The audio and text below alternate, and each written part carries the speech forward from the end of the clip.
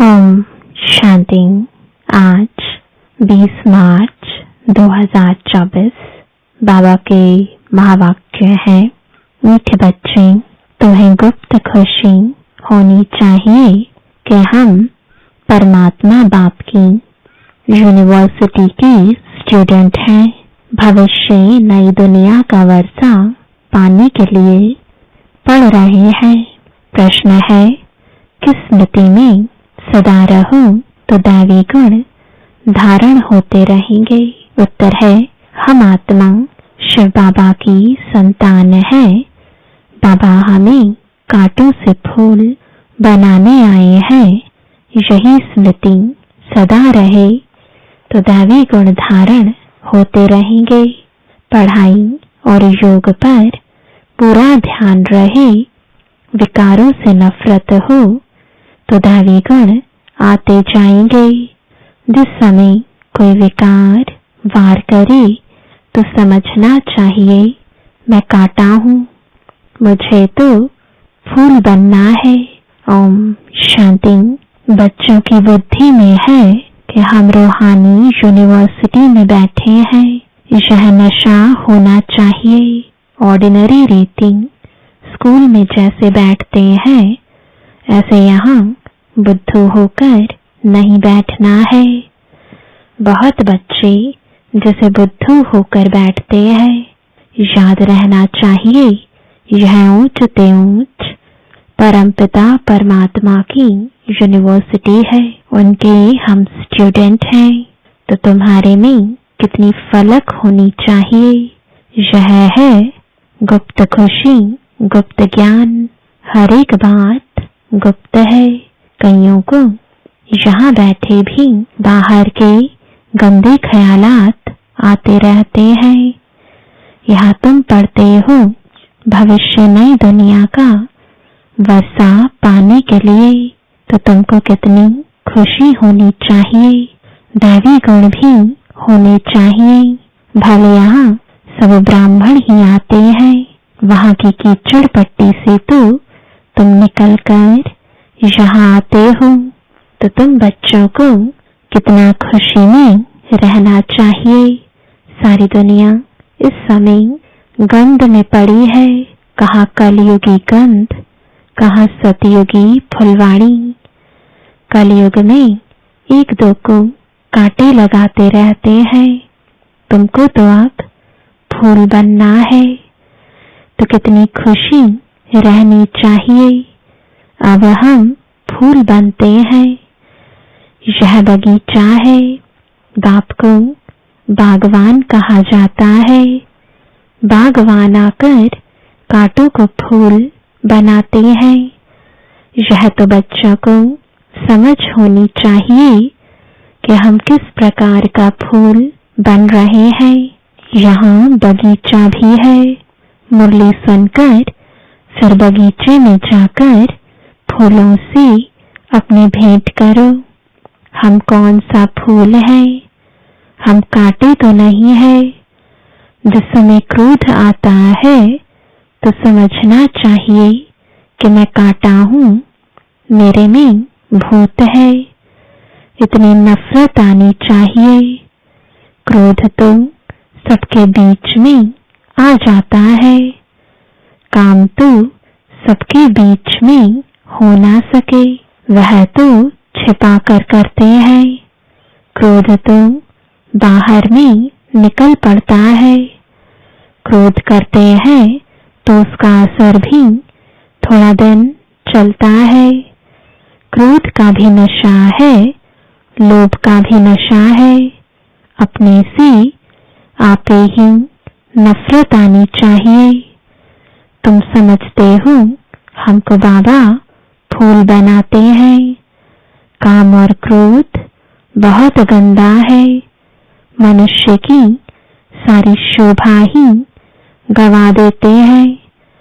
यहाँ शोभा दिखाएंगे तब वहाँ भी शोभा पाएंगे। बाबा रोज बच्चों को समझाते रहते हैं कि दैवी गुण धारण करो। स्वर्ग में चलना है ना। यह लक्ष्मी नारायण कितने गुणवान हैं, महिमा भी इनके आगे जाकर गाते हैं। हम नीच पापी कामी हैं, आप सर्वगुण संपन्न हो, तुम समझाते भी हो। स्वर्ग है फूलों का बगीचा और नरक है कांटों का जंगल। शिव बाबा स्वर्ग स्थापन करते, रावण नरक बनाते हैं। विचार करना चाहिए, हम आत्मा बाप की संतान है, हमारे में गंध कहाँ से आया? अगर गंध होगा तो बाप का नाम बदनाम करेंगे, क्रोध करेंगे तो गोया बाप की निंदा कराएंगे। क्रोध का भूत आया और बाप को भूले, बाप की याद हो तो कोई भी भूत आए ही नहीं। अगर किसी के दिल को दुख पहुंचाते हैं तो वह भी असर पड़ जाता है। एक बार क्रोध किया तो 6 मास तक सबकी बुद्धि में रहता है कि यह क्रोधी है, फिर दिल से उतर जाता है। बाप दादा के दिल से भी उतर जाता है। यह दादा भी विश्व का मालिक बनते हैं। इसमें भी जरूर खूबियां होंगी, परंतु कोई की तकदीर में नहीं है तो तदबीर करते नहीं। कितनी सहज तदबीर है, सिर्फ बाप को याद करो तो आत्मा स्वच्छ बन जाएगी और कोई उपाय नहीं है। इस समय राज ऋषि तो कोई है नहीं, राजयोग सिखलाने वाला एक ही बाप है। मनुष्य मनुष्य को सुधार ना सके, बाप आकर सबको सुधारते हैं। जो बिल्कुल अच्छी तरह सुधर जाते हैं वह सतयुग में पहले पहले आते हैं। तो कोई भी गंदी आदत है तो छोड़नी चाहिए। पढ़ाई पर, योग पर पूरा ध्यान देना चाहिए। यह भी जानते हैं सब तो एक जैसे ऊंच नहीं बनेंगे, परंतु बाप तो पुरुषार्थ कराएंगे।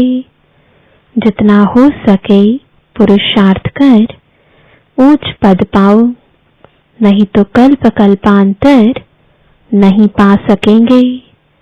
बाबा बार बार समझाते रहते हैं कि बाप को याद करो तो किचड़ा निकल जाए। वह सन्यासी तो हठ योग सिखलाते हैं। ऐसे मत समझना कि हठ योग से तंदुरुस्ती अच्छी होती है।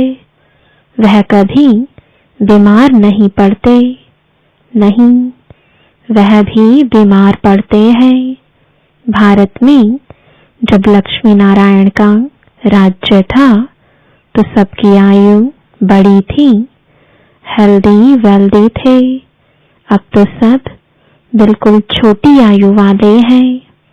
भारत को ऐसा किसने बनाया यह कोई जानते नहीं, बिल्कुल घोर अंधियारे में है। तुम कितना भी समझाओ परंतु उन्हों को समझाना बड़ा मुश्किल है। फिर भी गरीब साधारण ही समझने की कोशिश करते हैं। यहाँ कोई लखपति है क्या? आज का लाख भी बड़ी बात नहीं है। आज लखपति तो बहुत है, उन्हें भी बाबा साधारण कहते हैं। आज तो करोड़पति की बात है। शादियों पर भी कितना खर्चा करते हैं। तुम बच्चों को बड़ा युक्ति से समझाना है जो किसको तीर लग जाए। बड़े बड़े आदमी, कोई एमपी आदि आते हैं तो बहुत खुश होते हैं, परंतु एक में भी ताकत नहीं जो आवाज कर सके। तुम समझाते हो, परंतु यथार्थ पूरा समझकर नहीं जाते हैं। ऊंच ते ऊंच भगवान, ऊंच ते ऊंच यह वर्षा लक्ष्मी नारायण को किसने यह स्वर्ग का वर्षा दिया? यह कहाँ के रहवासी है? यह बहुतों को पता नहीं पड़ता है। म्यूजियम में आते बहुत है समझने के लिए। सेवा का चांस अच्छा है, परंतु योग है नहीं। बाप को याद करें तो प्रफुल्लता भी आए। हम किसकी संतान हैं? कितने बच्चे कायदे से पढ़ते नहीं है। बाप से योग है नहीं। संपूर्ण तो कोई बना नहीं है, नंबरवार है। बच्चों को एकांत में बैठ बाप को याद करना है। ऐसे बाप से हम स्वर्ग का वर्षा पाते हैं। इस दुनिया में हम ही सबसे पतित बने हैं, फिर हमको ही पावन बनना है। यह अच्छी रीति याद करना है। बाप हर प्रकार की राय तो देते हैं, ऐसे ऐसे करो। जैसे क्वीन विक्टोरिया का वजीर गरीब था, रोड की लाइट पर यानी बत्ती पर पढ़ पढ़कर ऊंच पद पा लिया, शौक था। यह भी गरीबों के लिए है। बाप है गरीब निवास। साहूकार क्या भगवान को याद कर सकेंगे? कहेंगे हमारे लिए तो स्वर्ग यहाँ ही है। अरे बाबा ने स्वर्ग की स्थापना की नहीं है, अब कर रहे हैं। बाप को याद करो, पावन तो जरूर बनना है। बच्चों को युक्ति रचनी है, कैसे किसको समझाएं कि भारत का प्राचीन युग सिवाय परम पिता परमात्मा के कोई सिखला नहीं सकते। हठ योग है निवृत्ति मार्ग वालों के लिए। बाप समझाते रहते हैं, जब किसका कल्याण होना होगा तो फिर लिखेंगे भी ऐसे। अभी देरी है तो किसकी बुद्धि में आता नहीं है। तुम्हारी है यह ईश्वरीय मिशन। तुम्हें मनुष्यों को देवता बनाने की सेवा करनी है।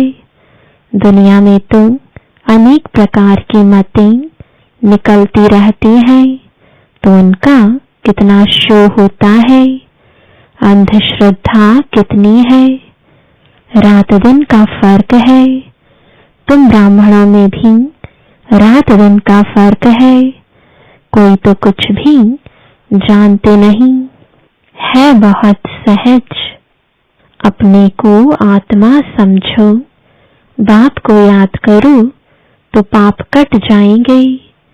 दैवी गुण धारण करो तो ऐसे बन जाएंगे। ढंढोरा पिटवाते रहो, देह अभिमान ना हो तो ढोलक गले में डाल सबको बताते रहो कि बाप आया है।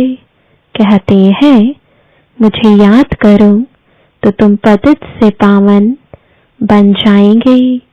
यह घर घर में संदेश देना है। सभी पर कट यानी जंक चढ़ी हुई है। तमो प्रधान दुनिया है। सबको बाप का पैगाम जरूर पहुंचाना है। पिछाड़ी में तुम्हारी वाह वाह निकलेगी। कहेंगे कमाल है इन्हों की, इतना जगाया परंतु हम जगे नहीं। जो जगे उन्होंने पाया, जो सोए उन्होंने खोया। बाप बादशाही देने आते हैं, फिर भी खो लेते हैं। सर्विस की युक्तियां रचनी चाहिए। बाप आया है, कहते हैं माँ में कम याद करो तो विकर्म विनाश होंगे। पवित्र बन पवित्र दुनिया का मालिक बन जाएंगे। याद नहीं करेंगे तो पाप कटेंगे नहीं। कोई भी कट न रहे तब ऊंच पद पा सकते हो, नहीं तो पद भी कम सजाएं भी खाएंगे। सर्विस की अच्छी मार्जिन है। चित्र साथ में ले जाने से सर्विस कर सकेंगे। चित्र ऐसे अच्छी रीति बनाने चाहिए जो खराब ना हो। यह चित्र बहुत अच्छी चीज है। बाकी मॉडल्स तो खिलौने हैं। बड़े बड़े आदमियों के बड़े बड़े चित्र होते हैं, हजारों वर्ष भी चलते हैं। तुम्हारे यह 6 चित्र काफी है। बोलो, यह सृष्टि का चक्र कैसे फिरता है हम आपको समझाएंगे। इस चक्र को याद करने से तुम चक्रवर्ती राजा बनेंगे। बैज भी बहुत अच्छा है, परंतु इनकी वैल्यू बच्चों के पास नहीं है। इस पर भी तुम समझाते रहो तो भी तुम्हारी कमाई बहुत होगी। यह बैज तो ऐसा है जो छाती से लटका रहे। यह बाबा इस ब्रह्मा द्वारा यह वर्षा देते हैं। ट्रेन में भी चक्र लगाते यह समझाते रहो। छोटे बच्चे भी कर सकते हैं, तुमको कोई मना नहीं कर सकते। यह बैज ऐसी चीज है, हीरे जवाहर फल फूल महल सब कुछ इसमें मर्ज है, परंतु बच्चों की बुद्धि में नहीं आता है। बाबा ने बहुत बारी समझाया है, चित्र साथ में जरूर हो। तुमको कोई उल्टा सुल्टा भी बोलेंगे। श्री कृष्ण को भी गाली मिली ना, भगाते थे, यह करते थे, लेकिन उनको भी पटरानी बनाया ना। विश्व का मालिक बनकर फिर ऐसे काम थोड़े ही करेंगे। इस ज्ञान में नशा बहुत होना चाहिए। हम चाहते हैं जल्दी विनाश हो जाए, फिर कहते हैं अभी तो बाबा साथ है, बाबा को छोड़ देंगे तो फिर बाबा 5000 वर्ष के बाद मिलेगा। ऐसे बाबा को हम कैसे छोड़ें? बाबा से तो हम पढ़ते रहें। यह है ब्राह्मणों का ऊंचे से ऊंचा जन्म। ऐसा बाबा जो हमको राजाई दे रहा है, फिर तो हम उनसे मिलेंगे नहीं, परंतु गंगा पर रहने वालों को इतना कदर नहीं रहता। बाहर वाले कितना महत्व रखते हैं, यहाँ भी बाहर वाले कुर्बान जाते हैं। अगर योग का बल नहीं है तो किसी पर भी समझाने का असर नहीं होता। कुछ भी समझते नहीं, आते बहुत है, लिखते हैं, ऐसे ऐसे समझाया, कहते हैं बहुत अच्छा है। बाबा समझते हैं सुना ऐसी जैसे सुना ही नहीं है, जरा भी समझा नहीं, बाप को ही नहीं जाना है। अगर कुछ समझे तो ऐसे बाबा से कनेक्शन तो रखें, चिट्ठी लिखें, झट तुमसे पूछें कि तुम ऐसे बाबा को चिट्ठी कैसे लिखते हो, बताओ। शिव बाबा केयर ऑफ ब्रह्मा एकदम लिखने लग पड़े। यह तो रथ है ना, परंतु ज्यादा कीमत तो उनकी है जो इसमें प्रवेश करते हैं। सर्विस करते करते तुम बच्चों के गले थक जाते हैं, परंतु योग नहीं है तो तीर नहीं लगता है। इसको भी ड्रामा कहेंगे। बाबा को जान लिया तो फिर बाबा से मिलने बगैर रह नहीं सकेंगे। ट्रेन में भी योग युक्त हो आए। हम जाते हैं बाबा के पास। जैसे विलायत से आते हैं तो स्त्री, बाल बच्चे सब याद आते हैं। यह तो हम किसके पास जाते हैं? तो रास्ते में कितनी खुशी होनी चाहिए। सर्विस करते करते आना चाहिए। बाबा है सागर, देखते हैं बच्चे फॉलो कर रहे हैं। ज्ञान की लहरें उठती हैं तो देखकर खुश होते हैं। यह तो बहुत अच्छा सपूत बच्चा है। सवेरे याद की यात्रा में बहुत फायदा है। ऐसे भी नहीं सिर्फ सुबह को याद करना है। उठते बैठते खाते पीते याद किया, सर्विस की, तो तुम यात्रा पर हो। अच्छा, मीठे मीठे सिखिलते बच्चों प्रति माता पिता बाप दादा का याद प्यार और गुड मॉर्निंग। रूहानी बाप की रूहानी बच्चों को नमस्ते। रूहानी बच्चों की रूहानी बाप दादा को गुड मॉर्निंग और नमस्ते। धारणा के लिए मुख्य सार है, पहला, किसी के दिल को दुखी नहीं करना है। अंदर कोई भी भूत है तो जांच करके उसे निकालना है।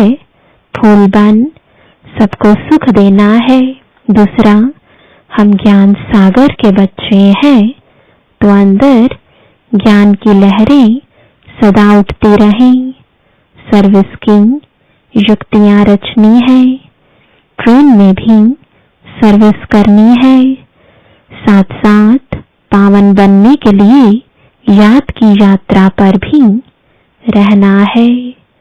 वरदान है, याद और सेवा के बैलेंस द्वारा बाप की मदद का अनुभव करने वाले ब्लेसिंग की पात्र आत्मा भव। जहाँ याद और सेवा का बैलेंस अर्थात समानता है, वहाँ बाप की विशेष मदद अनुभव होती है। यह मदद ही आशीर्वाद है, क्योंकि बाप दादा अन्य आत्माओं के मुआफिक आशीर्वाद नहीं देते। बाप तो है ही अशरीरी, तो बाप दादा की आशीर्वाद है सहज स्वतः मदद मिलना, जिससे जो असंभव बात है वह संभव हो जाए। यही मदद अर्थात आशीर्वाद है। ऐसी आशीर्वाद की पात्र आत्माएं हों जो एक कदम में पद्मों की कमाई जमा हो जाती है। स्लोगन है, सकाश देने के लिए अविनाशी सुख, शांति